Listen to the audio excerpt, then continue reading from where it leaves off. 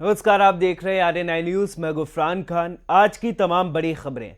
उत्तर प्रदेश में आगामी विधानसभा चुनाव के मद्देनजर बीजेपी के यूपी चुनाव प्रभारी और केंद्रीय मंत्री धर्मेंद्र प्रधान ने प्रेस कॉन्फ्रेंस की।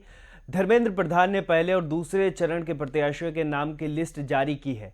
बीजेपी ने पहले चरण के लिए 57 और दूसरे चरण के लिए 48 उम्मीदवारों के नाम की घोषणा की है। बीजेपी के अनुसार 107 सीटों में से 68 सीटें पिछड़ों, दलितों और महिलाओं को दी गई हैं। आपको बता दें कि शनिवार को बीएसपी ने पहले चरण के लिए पार्टी के 53 उम्मीदवारों की पहली लिस्ट जारी की है। इससे पहले समाजवादी पार्टी और राष्ट्रीय लोकदल के गठबंधन ने उम्मीदवारों की पहली लिस्ट जारी की थी।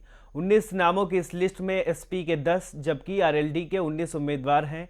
वहीं कांग्रेस ने अपनी पहली लिस्ट में 125 उम्मीदवारों के नाम की घोषणा की थी, जिसमें 50 महिलाओं के नाम शामिल हैं। भारतीय जनता पार्टी में बीते दिनों मचे घमासान के बाद सोशल मीडिया पर अटकलों का बाजार गर्म हो गया था कि बीजेपी सांसद वरुण गांधी और मेनका गांधी भी समाजवादी पार्टी के अध्यक्ष अखिलेश यादव से मुलाकात की है। आपको बता दें कि पिछले काफी दिनों से पीलीभीत से बीजेपी सांसद वरुण गांधी अपनी ही पार्टी की सरकार पर लगातार हमलावर दिखे हैं। बीते दिनों में वरुण गांधी ने अपनी पार्टी की सरकार से कुछ ऐसे सवाल पूछे थे, जिसके चलते ऐसे कयास लगाने शुरू हो गए थे कि वरुण गांधी भी बीजेपी का दामन छोड़कर कोई दूसरी पार्टी ज्वाइन कर सकते हैं। और वरुण गांधी के बागी तेवरों के चलते ही सोशल मीडिया पर खबर उड़ी थी कि उन्होंने और उनकी मां मेनका गांधी ने एसपी चीफ अखिलेश यादव से मुलाकात की है। वरुण गांधी और मेनका गांधी से मुलाकात की अटकलों पर विराम लगाते हुए अखिलेश यादव ने शनिवार को प्रेस कॉन्फ्रेंस में साफ किया कि उनकी वरुण गांधी और मेनका गांधी से न कोई मुलाकात हुई है, न ही कोई इस पे बात हुई है। चुनाव आयोग ने आगामी विधानसभा चुनावों के लिए रैली और जनसभाओं पर लगी रोक को 22 जनवरी तक बढ़ा दिया है। उत्तर प्रदेश, उत्तराखंड, पंजाब, गोवा और मणिपुर में अगले महीने से होने वाले विधानसभा चुनाव के लिए आयोग ने फिजिकल रैली आयोजित करने पर 15 जनवरी तक रोक लगाई थी। हालांकि आयोग ने राजनीतिक दलों को राज्य आपदा प्रबंधन प्राधिकरण के द्वारा तय सीमा के हिसाब से अधिकतम 300 लोगों या हॉल की क्षमता के 50% के साथ इंडोर मीटिंग की मंजूरी दी है। मुख्यमंत्री योगी आदित्यनाथ के पहले से अयोध्या, गोरखपुर या मथुरा से चुनाव लड़ने की अटकलें लगाई जा रही थी। यह अब साफ हो गया है कि बीजेपी केंद्रीय चुनाव समिति ने गोरखपुर से चुनाव लड़ने के लिए उनका नाम तय किया है। योगी आदित्यनाथ ने गोरखपुर लोकसभा सीट से पहली बार बीजेपी उम्मीदवार के रूप में 1998 में चुनाव लड़ा। उन्होंने 26,000 वोटों से जीत दर्ज की थी। इस दौरान वे सबसे कम उम्र के सांसद थे। उस समय योगी आदित्यनाथ सिर्फ 26 साल के थे। 1998 से लेकर मार्च 2017 तक योगी आदित्यनाथ गोरखपुर से सांसद रहे। योगी आदित्यनाथ गोरखपुर लोकसभा सीट से 5 बार सांसद चुने गए। समाजवादी पार्टी के राष्ट्रीय अध्यक्ष अखिलेश यादव ने कहा, भाजपा के मंत्रियों और विधायकों के लिए अब सपा के दरवाजे बंद हो गए हैं। भाजपा किसी का भी टिकट काटे, सपा उन्हें नहीं लेगी। पूर्व मुख्यमंत्री अखिलेश यादव ने ये बातें प्रदेश पार्टी कार्यालय में प्रेस वार्ता के दौरान कही है।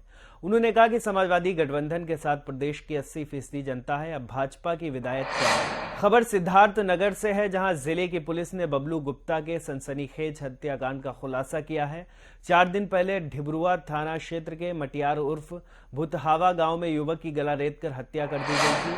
गिरफ्तार आरोपी ने मीडिया को बताया उसने रॉकी हैंडसम फिल्म देखकर बबलू के कत्ल की योजना बनाई थी। आरोपी मृतक के बीच जमीन की खरीद फरोख्त को लेकर आए दिन विवाद होता था। आरोपी रिंकू चौधरी ने बबलू को विश्वास में लेकर उसे नेपाल ले जाकर शराब पिलाई। वो हमारे से पैसा मांग रहा था, हम पैसा दे दिए थे चौराहे पे, हमको गाली बिली दे रहा था। उसके बाद माँ बाप का भी सबको गाली दे रहा था। उसके बाद उसने बोल रहा चलिए हमारी गाड़ी बनवा दीजिए बढ़नी में। हम कहें चलिए, वहाँ भी दारू पी लिया। उसके बाद फिर गाली बक रहा था। हम आए ढबरुआ चाकू खरीदे। उसके बाद 3-4 बजे तक वो फिर और तगड़े से गाली दे रहा था। बोल रहा था जगह तुमको नहीं दूंगा, दूसरे को लिख दूंगा। हाँ, फिर लौटते समय ढिबरुआ चौराहे से साथ में ही चाकू खरीदा और बची शराब पिलाने के लिए घटना स्थल पर ले गया, जहां शराब पिलाने के बाद मफरल से गला कसकर चाकू से गला रेत। खबर सीतापुर से है, जहां जिले में विधानसभा चुनाव को सकुशल और शांतिपूर्ण तरीके से संपन्न कराने के लिए पुलिस जुटी है। इसी को लेकर जिले में डेरा डाले अर्धसैनिक बलों के साथ फ्लैग मार्च भी शांतिपूर्ण माहौल में चुनाव कराने का संदेश दिया जा रहा है। शुक्रवार को सदरपुर, हरगांव और पिसावा पुलिस ने सीआरपीएफ के जवानों के साथ रूट मार्च निकालकर भयमुक्त माहौल में मतदान कराने के संदेश दिए। आरएनआई के इस वीडियो में आज के लिए बस इतना ही। ऐसे ही तमाम जानकारी के लिए बने रहिए आरएनआई न्यूज के साथ।